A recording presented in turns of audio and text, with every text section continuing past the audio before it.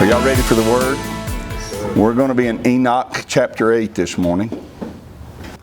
And Azazel taught men to make swords and knives and shields and breastplates, and made known to them the metals of the earth and the art of working them, and bracelets and ornaments, and the use of antimony and the beautifying of the eyelids, and all kinds of costly stones and all coloring tinctures. And there arose much godlessness, and they committed fornication, and they were led astray and became corrupt in all their ways. Shemyaza taught enchantments and root cuttings, Armoros the resolving of enchantments. Barachial taught astrology, Kokabal the constellations, Ezekiel the knowledge of the clouds, Arachiel the signs of the earth, Shamsiel the signs of the sun, and Sariel the course of the moon. And as men perished, they cried, and their cry went up to heaven. A few months ago, I told you that I felt prompted to lead us in a study through the book of Enoch. Little did I know when I made that statement how difficult a task that was going to be. I knew it'd be challenging for several reasons, but I didn't realize how difficult. And yet, I also understand that I should have expected it to be difficult. If for no other reason, it should be difficult because I'm 64 years old, and this is the first time that I've set out to study it. I've read it a couple of times, beginning when I was around 58, 59, a few times maybe, but I never studied it. So it just makes sense that it would take great effort to understand something that I have spent my whole life oblivious to and ignorant of. How difficult is it? Well, reread chapter 8 and pay attention to what you read. I think you should be confronted with the difficulty of it. In chapter 6, we read the names of the leaders of the B'nai Ha-Elohim who descended in the days of Jared upon Mount Hermon and took wives from the daughters of men. In chapter 8, a new character is introduced to us, an entity whose name is Azazel. He's not even mentioned in chapter 6. There's no background given to us about him in chapter 8. The chapter just begins telling us about some of the wickedness he did in the earth. How does he fit in with the fallen ones? Was he a lesser B'nai Ha-Elohim under the command of those listed in chapter 6? Or was he over the leaders who were mentioned in chapter 6? No background information is offered that would help us identify. So, we are left with the task of taking the 8 or so different references that Enoch gives to us and taking Leviticus 16 references about him, and taking the revelation or the apocalypse of Abraham, sometimes it's called Revelation, sometimes Apocalypse, taking the apocalypse of Abraham and then some insights from the book of Revelation, and using all of those to identify who this being Azazel is. Just who is this Azazel? Well, this morning I want to begin by talking first about how to pronounce his name. You just heard me say Azazel. Some call him Azazel. Some call him Azazel.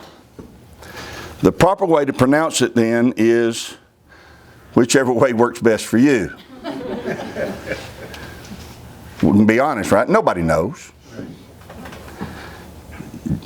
So the fact also is that once we get to know this character, I doubt we really care if we pronounce his name right or not, right? As we go through the study, I may use all 3 of those pronunciations or a variation of all 3, but you'll know who I mean, and it doesn't matter how it's pronounced anyway.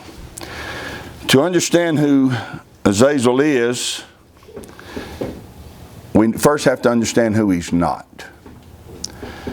In my research, I found some who think that he is a demon, but he's not a demon. Demons are the disembodied spirits of the Nephilim, or we could say it this way. They are the disembodied spirits of the hybrids who were created when the sons of God came down and took for themselves women from the daughters of men. These spirits are wicked. They are forbidden from leaving this terrestrial.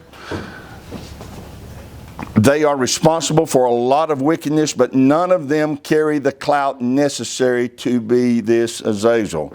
And none of these demon spirits are old enough to be this entity. For all of them came into existence during the days of Jared and up until the flood. Demon spirits came into existence from the days of Jared up until the flood.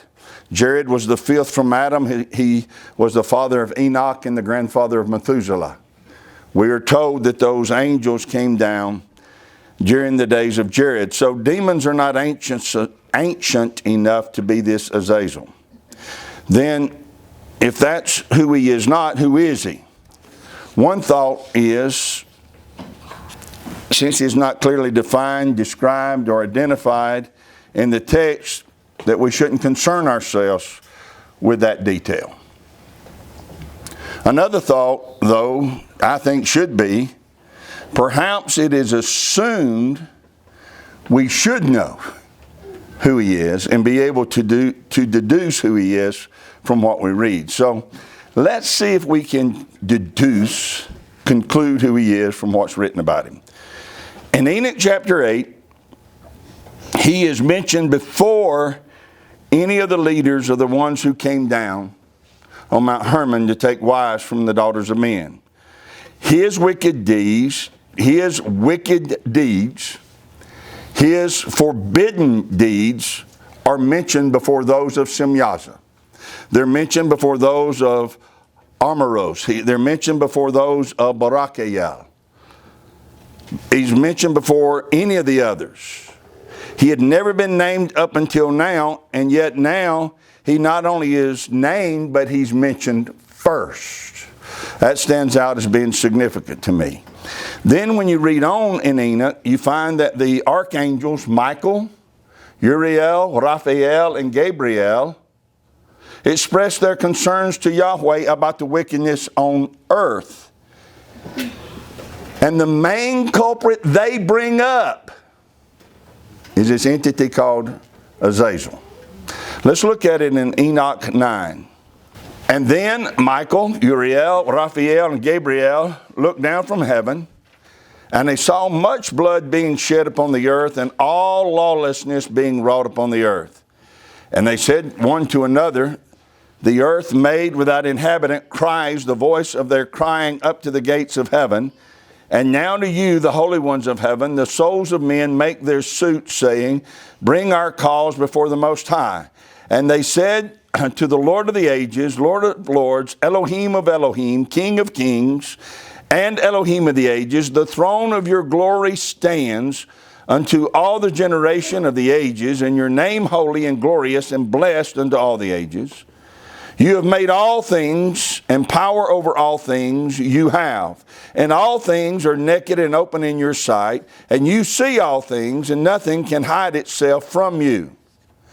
You see what Azazel has done. He's the first one they bring up. Who has taught all unrighteousness on earth, revealed the eternal secrets which were preserved in heaven, which men were striving to learn. So in Enoch 6, we learned that Semyaza was the leader of the leaders who came down. And the archangels will address their issues with Semyaza in verse 7 to Yahweh. They're going to bring him up and they're going to address him. But before they ever mention Semyaza, they bring up Azazel.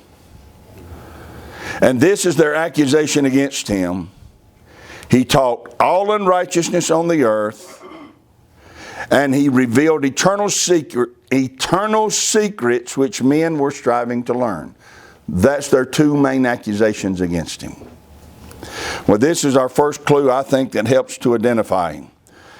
What was the tree that Kava, some call Eve, what was the tree that Kava was seduced into eating. What tree was that? The tree of knowledge of good and evil.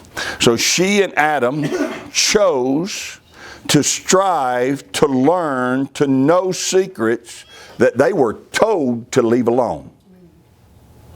And Michael and the others come to Yahweh saying that they have a complaint against this Azazel, who has revealed eternal secrets that they weren't supposed to, or that he wasn't supposed to reveal.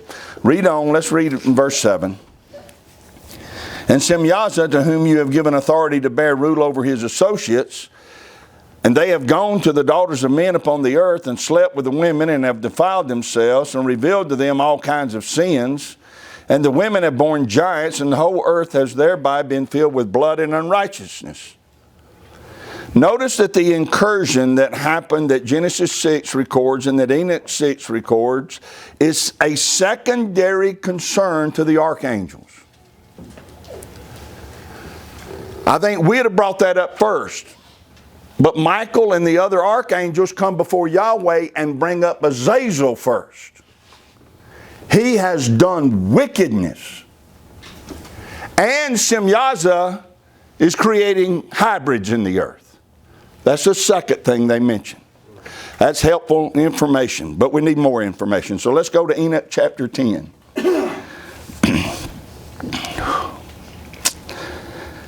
Then said the Most High, the Holy and Great One spoke and sent Uriel to the son of Lamech and said to him, go to Noah and tell him in my name, hide yourself.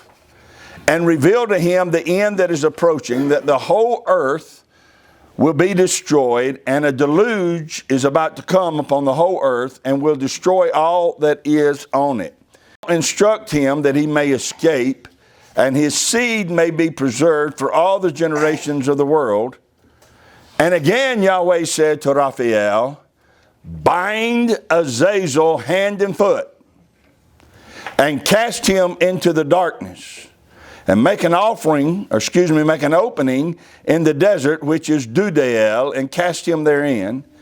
Place upon him rough and jagged rocks, cover him with darkness, let him abide there forever, and cover his face that he may not see light. And on the day of the great judgment he shall be cast into the fire. And heal the earth which the angels have corrupted, and proclaim the healing of the earth, that they may heal the plague, and that all the children of men may not perish through all the secret things that the watchers have disclosed and have taught their sons. And the whole earth has been corrupted through the works that were taught by Azazel. To him ascribe all sin. Notice that the first and the last one that Yahweh deals with is this character named Azazel. He next dealt with the hybrids, the children that came forth from the union of the angels with the daughters of men. But we see the biggest issue before the blood. Let me rephrase that. We see them, the hybrids, as the biggest issue before the flood, but Yahweh mentioned it second. The first concern was getting Azazel bound. He wants him dealt with, then the offspring. All right? Then he addresses the issue with Semyaza. In Enoch 6, Semyaza is mentioned as the leader and promoter of the incursion, but he's mentioned third. He's dealt with third. It's Azazel, it's the hybrids, and then Semyaza. The fact that Yahweh goes after Azazel first tells us a lot, I think. Listen to the information we've already been given from Yahweh and the archangels concerning this one. First, he taught all unrighteousness to men. Second, he revealed eternal secrets to men. Third, he corrupted the whole earth through works that he taught. 4, he has to be bound. 5, in the day of judgment, he is to be cast into the great fire. And 6, Yahweh said to him, ascribe all sin. If all sin is ascribed to him, all sin then he had to be around causing issues before Mount Hermon. Right? He had to be around causing issues from the beginning. Another clue is given to us about his identity in chapter 12 and 13. In chapter 12, Enoch is told to deliver a message of judgment to the watchers who left their first estate. In chapter 13, Enoch first delivers a message to Azazel. Here's what he said, Enoch 13:1. And Enoch went and said, Azazel, you shall have no peace. A severe sentence has gone forth against you to put you in bonds. So he's not in bonds yet. But that is the judgment that has come forth against him. And you shall not have toleration nor request granted to you because of the unrighteousness which you have taught, and because of all the works of godlessness and unrighteousness and sin which you have shown to men. So notice again, there's no mention of the incursion or the taking of wives. His transgressions are outside of that. He taught unrighteousness. He taught the works of godlessness. He taught sin. His transgression was not in taking a wife from the daughters of men. Yet when those who committed those acts described in Genesis 6 are to be reprimanded, he gets confronted first. Here's what I mean. In Enoch 12, Enoch's told to go confront them. The B'nai Ha-Elohim who came down and took wives, Enoch's told, go confront them. And he's going to do that, but before he goes to confront them, he delivers a message to this one called Azazel. Then Enoch goes to speak to the sons of God who took the wives. Azazel is being identified as one who was at work in the earth doing wickedness way before Genesis 6. Now, chapter 54. And if you have trouble with the Roman numerals and you got your red book of Enoch, it's on page 71. And I looked and turned to another part of the earth and saw there a deep valley with burning fire. And they brought the kings and the mighty and began to cast them into this deep valley. And there my eyes saw how they made these their instruments, iron chains of immeasurable weight. And I asked the angel of peace who went with me, saying, for whom are these chains being prepared? And he said to me, these are being prepared for the host of Azazel, so that they may take them and cast them into the abyss of complete condemnation, and they shall cover their jaws with rough stones, as YAHWEH of spirits commanded. So they're not chained up yet. And notice Azazel has hosts. There are those who are following him. That is, there are many that are under his command. He and all who are under his command are going to be cast into the abyss. Now read on, verse 6. And Michael and Gabriel and Raphael and Phanuel shall take hold of them on that great day, and cast them on that day into the burning furnace, that the Lord of spirits may take vengeance on them for their unrighteousness, in becoming subject to Satan, and leading astray those who dwell on the earth. Who is this Satan that Enoch now mentions? We'll study another time Enoch's use of that word. You're going to find that more than once he refers to Satans in the plural. Not as a singular, but as a plural. So I do not believe here that he's using the term Satan as a proper noun or a proper name, but as a description, an adjective referring to accusers or an accuser. We will look at that and study that, but now let's pay heed to the point Enoch made in verse 5. He said that the abyss, which he later says is a burning furnace, was prepared for who? Who's that burning abyss prepared for? The host of Azazel. Compare that statement to the one made by Yeshua in Matthew 25:41. Yeshua said, "Then shall he say unto them on the left hand, Depart from me, you cursed, into everlasting fire, prepared for the devil and his angels." So there's a correlation or a connection between Azazel and the one whom Yeshua calls the devil. Then we read this in chapter 55. That's on page 72. Enoch 55. "And after that, the head of days repented and said, In vain have I destroyed all who dwell on earth. And he swore by his great name, Henceforth I will not do so to all who dwell on the earth, and I will set a sign in the heaven. This shall be a pledge of good faith between me and them forever, so long as heaven is above the earth, and this is in accordance with my command. When I have desired to take hold of them by the hand of the angels on the day of tribulation and pain because of this, I will cause my chastisement and my wrath to abide upon them, saith Elohim, the Lord of spirits. You mighty kings who dwell on the earth, you shall have to behold my elect one, how he sits on the throne of glory and judges Azazel and all his associates and all his host in the name of the Lord of spirits." In other words, I'm not going to destroy the earth with a flood again, but don't think you're going to be without punishment. There's going to be a judgment at the end of days, and you're going to behold him who sits on the throne of glory and judges Azazel and all of his associates. So here we have it again. Azazel is the one who has associates who have followed him in rebellion against Yahweh. I think who he is beginning to become more clear. Now Enoch names names and describes the deeds of the fallen ones in chapter 69. And if you read chapter 69, you're going to find there that 2 Azazels are mentioned. 2.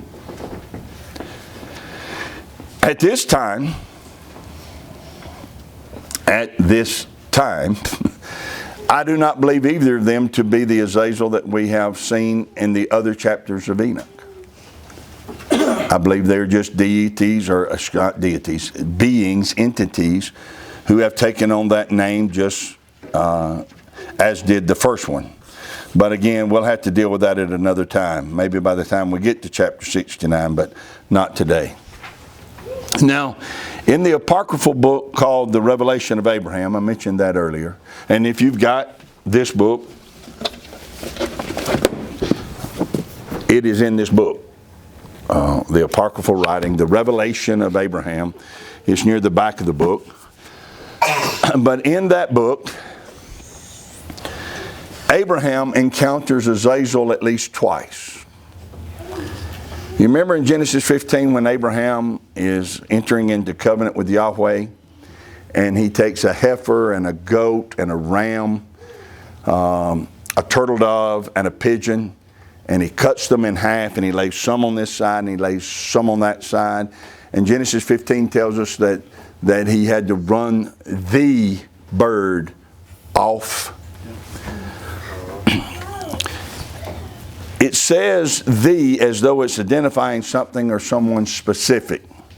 Well, in the revelation of Abraham, Abraham says that this bird that he ran off spoke to him. And the bird is trying to convince Abraham to not make this covenant. He's trying to convince him that the one in the heavens only wants to do him harm and hold him back. That sound like what was said in the Garden of Eden? So Abraham is listening to this bird talk to him. There was an angel who had accompanied Abraham to make this covenant. And Abraham turned to the angel and said, "Who is this that speaks to me?" And the angel said, "That is the godlessness of Azazel." You'll find that in chapter 13 of the Revelation of Abraham. Well, next, Yahweh gives Abraham a vision of the Garden of Eden. He shows him the Garden of Eden. And Abraham sees Adam and he sees Eve near a tree that has fruit upon it that Abraham described as being like clusters of grapes. Didn't say they were clusters of grapes, but he said it was a tree that had fruit that was like clusters of grapes. And he saw that Adam and Chava were eating the fruit. Behind the tree, he sees a serpent-like creature. But it had hands and it had feet and it had wings on its shoulders. 6 on one side, 6 on the other side. And he said to Yahweh, who is that behind the tree? And Yahweh said, it is Azazel. Yahweh, in chapter 23 of that book, says that Azazel represents ungodliness and the beginning of the way to perdition. Ungodliness and the beginning of the way to perdition. So, if Azazel was in the garden conning Adam and Chava into eating from the tree of knowledge, and if hell was made for him and his host, and if to him is ascribed all sin, and if in the final day of judgment he and his host will be bound with everlasting chains and cast into a lake of fire, this Azazel character is the one that you and I have known as the serpent, or the devil, or the Satan, or Lucifer, called a dragon, which is a serpent-like being. In Revelation 20, he's called that old serpent. He's called the devil. He's called Satan. I feel relatively certain in the conclusion that Azazel and the devil, the serpent, are one and the same. However, here's where the difficulty arises and the trouble I had in them having is. However, if that conclusion is correct, then I have to rethink the imagery as I thought I understood it from Leviticus 16. In Leviticus 16, there are 2 goats. The high priest is instructed to cast lots for the goats. 1 lot for Yahweh, 1 lot is for who? The scapegoat. And what's the Hebrew word there? Azazel. So 1 lot's for Yahweh, 1 lot is for Azazel. Translations, or most versions translated it as scapegoat, but it's a proper name. The goat for Yahweh is sacrificed as a sin offering. The Azazel goat is brought to the high priest, who does what Enoch 10 tells us. Enoch said concerning Azazel, to him ascribe all sin. So in Leviticus 16, when the Azazel goat is brought before Aaron roughly lays his hands upon him and confesses all the sins of Israel upon his head, transferring the guilt of all the sin to him, ascribing to him all sin, year after year after year. Then what happens to that goat? Taken off from the guard. By who? A strong man. So, here's the way I've understood it. The high priest represents Yeshua. By the time you get to that part of the Moedim, the high priest is not the sacrifice. The high priest, Yeshua is not the sacrifice. Yeshua is the high priest. The strong man represents the Archangel, who will bind him according to the book of Enoch and cast him into the abyss. The scapegoat represents the final judgment that will come upon Azazel, and he will be driven out into the wilderness, which represents the burning furnace of the abyss. Here's where my issue arises, though. I have thought the first goat represented Satan, or the devil, and the second goat represented Azazel. That becomes a difficulty if they're both the same. If Azazel is the devil, then I need help from the Ruach HaKodesh to have a better understanding of that first goat. And so here's where I'm at on that. I pray and I am confident before Yom Kippur arrives the next time, He will give me the understanding I need concerning that first goat. Because I think, to me, it seems clear to me that Azazel is being represented as the one who stood in the garden. And therefore he started it all, and therefore to him ascribes all sin, that Azazel is the one that you and I call that old serpent or the devil. Now, you may have known that Azazel was Satan all along. I did not. I've always thought he was a separate entity. You may not even think he is the devil. I'm open to that discussion. But with the understanding that I have today, I think he's being identified as the serpent who deceived 1/3 of the angels and who was deceiving Adam and Chava in the Garden of Eden. The knowledge that he has is forbidden for us to know. The knowledge that he wants to share is forbidden for us to know. Let's close by reading what Enoch 8 told us one more time about this entity. And Azazel taught men to make swords and knives and shields and breastplates. And he made known to them the metals of the earth and the art of working them, and bracelets and ornaments and the use of antimony and the beautifying of the eyelids. I think those two go together. And all kinds of costly stones and all coloring tinctures. And because he did that, and there arose much godlessness. And they committed fornication. Listen to that now. And they were led astray and became corrupt in all their ways. So there are three main grievances against Azazel. One, he taught men to make weapons of war. Two, he taught them how to make jewelry. Three, he taught them about cosmetics. Antimony was used in Egypt to darken or blacken the eyelids. So he's teaching them weapons of war, jewelry, and cosmetics. So I ask you this. Are we being told here in Enoch 8 that Azazel set the stage for the hell that would take place upon Mount Hermon? Did he teach the women how to make themselves more appealing to the angels? Because it mentions that after they did that, all ungodliness took place and the fornication took place between the daughters of men and the sons of YAHWEH. Are we being told in Enoch 8 that he taught women how to make themselves appealing to angels? Did he teach men how to make weapons so that when the hybrids came on the scene, greater massacres could and would take place?